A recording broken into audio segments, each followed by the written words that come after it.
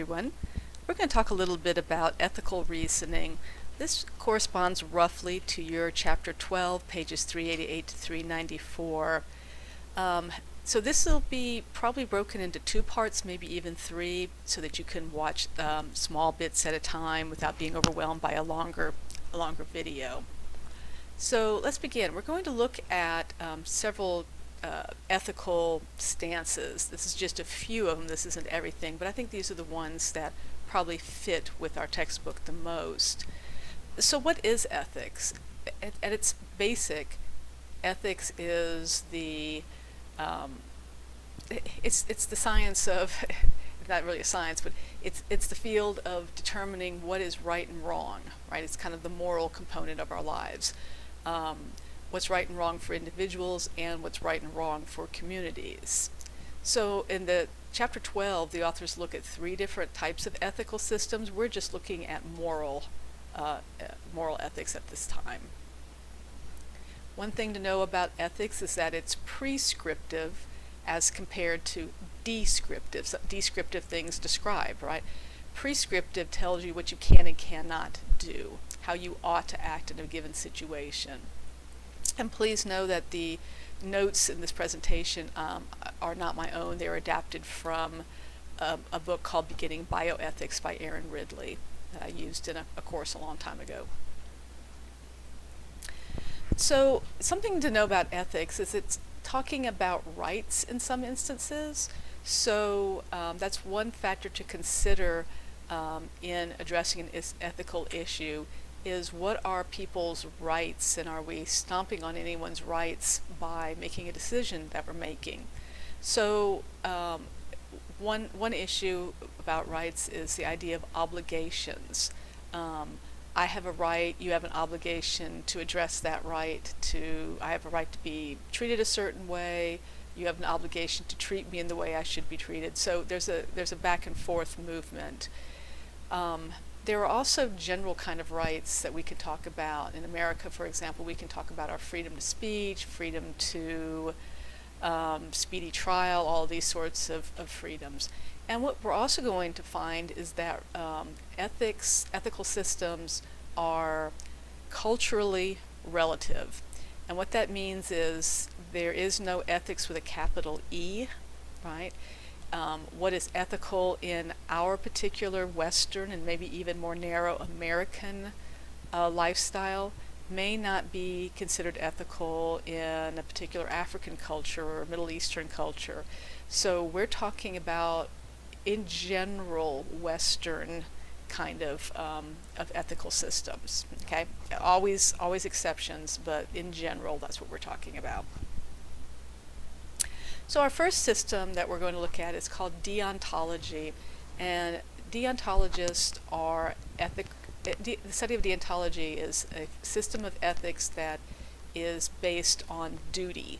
What are people's duties, or task obligations? What rules do they have to follow? So I give the example here that a soldier has rules based on what he's told to do, right? He follows the orders that he's given. There are a couple of special items. One's called special obligations. We have to take into consideration if something is ethical or not by first looking at any kind of special obligations that may exist, for example, between a parent and child, a teacher and student, a priest and his congregation. What kind of rules do those particular relationships engender that have to be followed? Another term here is supererogation. Really, that's just acting above the rules. You're given a set of rules and you go above and beyond that. And again, the example is maybe a military one, sacrificing one's own life to save other people.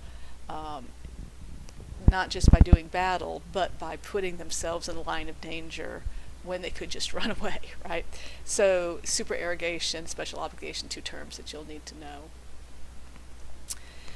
As I go through, I'll point out some weaknesses to these ethical theories. There are three for deontology, two on this slide, one having to do with justification, one having to do with conflict. Part of the problem for a strict deontologist who will follow, a real rule follower, is they'll follow the rules, right? And for the rest of us, we may say, well, what's the justification for that rule? Where'd that rule come from? Why are we doing things this way? That lack of any justification for an ethical system. The rule's just there because it's there. Also, what happens when you have conflicting duties and obligations? So, for example, as a college professor or any kind of teacher, we have what we call FERPA rules. We have things we can and cannot discuss with, for example, one of you may have a parent calling me, if you're young enough, still living at home, and want information about the student that I cannot give them because of FERPA regulations. That's one set of rules I have to adhere to. But there are times maybe when when maybe my roles conflict, and maybe I'm thinking of my role as a teacher to help someone, my role as a mother, my role as a friend, a colleague. Some of those obligations may conflict, and I have to decide, am I going to help the student or am I going to pay attention to FERPA rules, right? And then I have to make a judgment call, which I think trumps the other. Another weakness is following rules regardless of the consequences. And we see these sorts of silly things in the news all the time.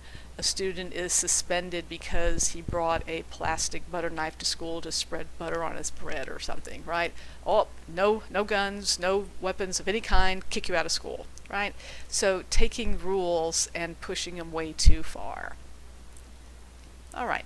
In the next part of this lecture, I will move on to ACT utilitarianism.